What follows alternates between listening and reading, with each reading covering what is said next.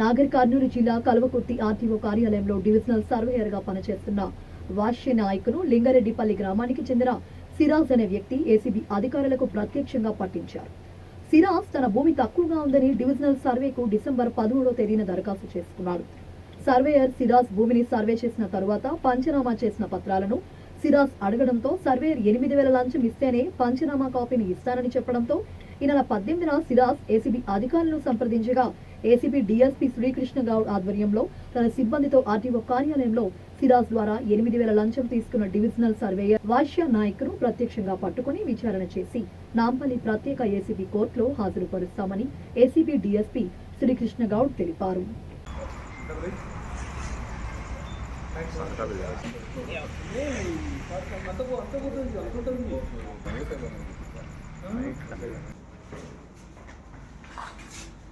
ఈ రెండు సీసాలు రెండు చేతులు అయ్యి ఒక సీసానేమో ప్యాంట్ చేతిలో పెట్టుకుంటే అందులో కడితే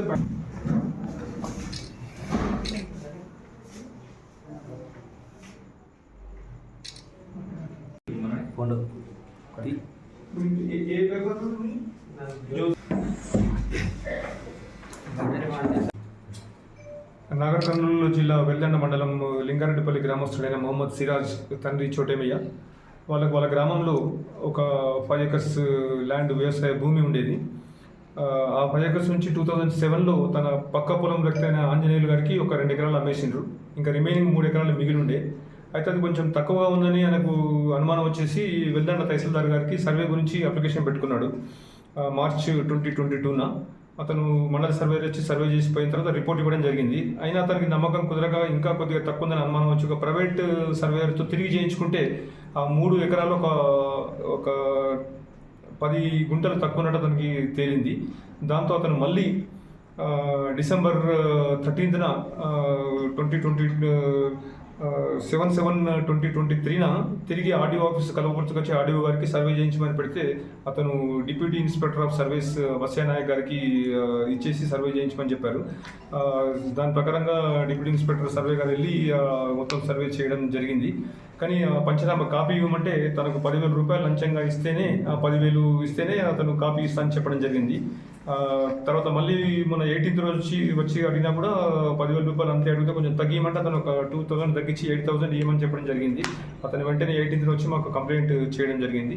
ఈరోజు మార్నింగ్ అతను అడిగిన 8,000 రెడీ చేసుకొని వస్తే మార్నింగ్ ఎఫ్ఐఆర్ రిజిస్టర్ చేసి మధ్యాహ్నం టైంలో వచ్చి ఇక్కడ వెయిట్ చేయడం జరిగింది. సాయంత్రం 4:30కి డిప్యూటీ ఇన్స్పెక్టర్ వచ్చిన తర్వాత ఈ కంప్లైంట్ మొహమ్మద్ సిరాజ్ లోపలికి వెళ్ళి డబ్బులు ఇచ్చి లోపలికి వెళ్ళి ఆ సర్వే రిపోర్ట్ పంచనామా కాపీ ఇచ్చిన తర్వాత అతను బయటకు వచ్చి ఆఫీస్ ఆవరణలో 8,000 రూపాయలు తీసుకొని జైల్లో పెట్టుకోవడం జరిగింది. అతను వెంటనే మాకు వచ్చి చెప్పగానే మేము వచ్చి రెడెంట్గా పట్టుకొని అతని నుంచి 8,000 స్వాధీనం చేసుకొని దర్యాప్తు చేస్తున్నాము.